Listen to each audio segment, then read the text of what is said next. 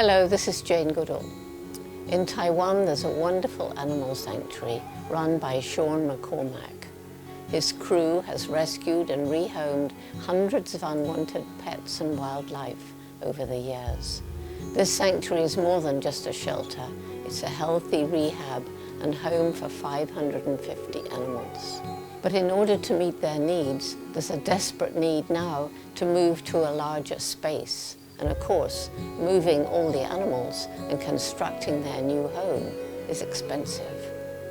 And so if you care about animals, and you wouldn't be listening to me if you didn't, please do donate to this wonderful and very important charity. We must ensure that these animals do not become homeless again and provide a place where other unwanted or abused creatures can find a safe shelter where their needs will be met.